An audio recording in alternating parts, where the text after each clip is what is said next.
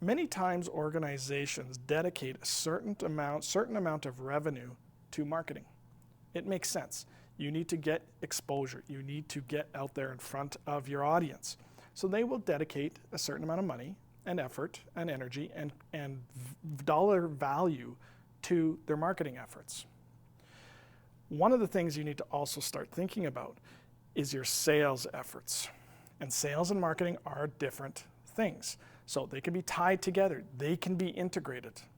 So what you want to do is you want to make sure that when you're setting money aside and you're allocating a certain amount of funds to marketing, you're also thinking about it from a sales and closing standpoint. And I'll give you an example. I was looking at renewing my family's cell phones. All of us were at a point where we could get new cell phones. And so I actually bought into a marketing campaign. It was mostly TV and radio ads from a certain company. And we had 4 phones that we were looking at converting. The marketing worked.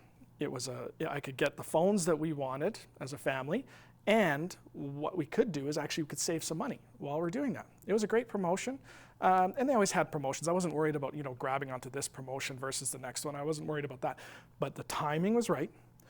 The amount of money that they were proposing was right. The company had a decently good reputation as far as its service level. So it wasn't the top, but it was decent. And so I was comfortable enough with the savings related to maybe a step back from some of the service levels that were offered. So I went to try and buy the phones. And it completely went sideways. It was a disaster. The way that they spoke to me was poor. The way that the rules that were assigned to the fact that things like I couldn't buy the 4 phones through an online platform or over the phone. I had to go into a store in order to be able to get 4 phones. But going to the store, it was going to cost me an extra couple $100 for activation fees, which they would waive if I was only buying 1 phone and I was doing it online or on the over the phone. So there was this whole aspect of marketing worked. The marketing budget that they had put aside worked. They got me in the door, and I was a buyer.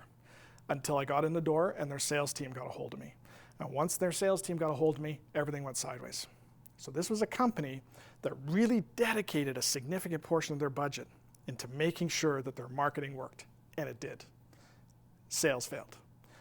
So when you're thinking about this, make sure that you're thinking about sales and marketing as 2 different things that are interconnected, and budget for both.